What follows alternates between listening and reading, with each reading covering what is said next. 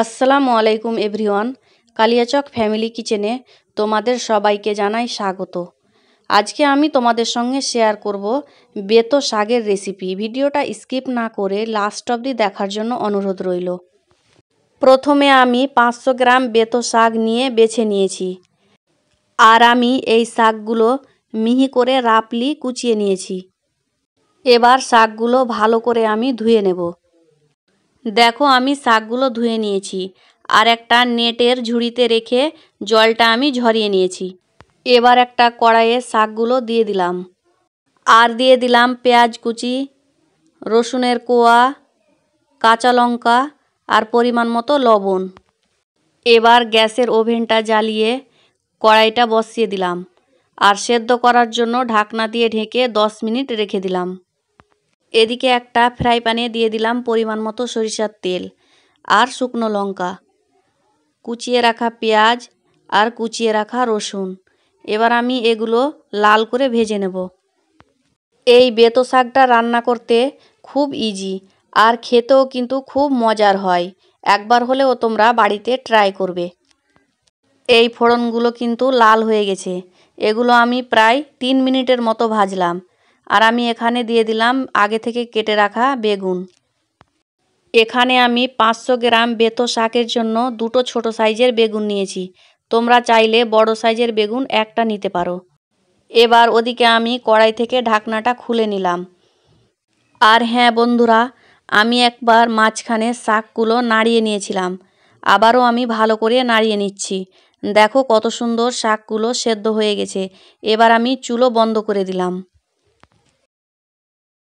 এদিকে বেগুনগুলো আমি উপর নিচ করে নাড়িয়ে নিলাম। এখানে আমি চুলোর আঁচ মিডিয়াম টু হাই ফ্লেমে করে রেখেছি। এই বেগুনগুলো কিন্তু লাল করে ভেজে নিতে হবে, তাহলে বেগুনের কাঁচা গন্ধটা চলে যাবে। আর বন্ধুরা, এই বেতো শাক স্কিনের পক্ষে আর চোখের পক্ষে খুব উপকারী।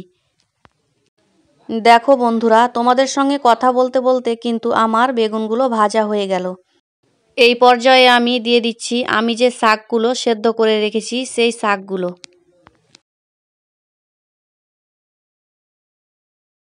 এবার বেগুনের সঙ্গে শাকগুলো ভালো মতো মিশিয়ে প্রায় 5 মিনিটের মতো আমি ভেজে নেব। এখানে আমি গ্যাসের ফ্লেম হাই করে রেখেছি, যাতে করে শাকের জলটা শুকিয়ে আসে। এবার 5 মিনিটের জন্য আমি ঢাকনা দিয়ে ঢেকে দেব। 5 মিনিট পরে আমি ঢাকনাটা খুলে নিলাম। দেখো জল শুকিয়ে এসছে।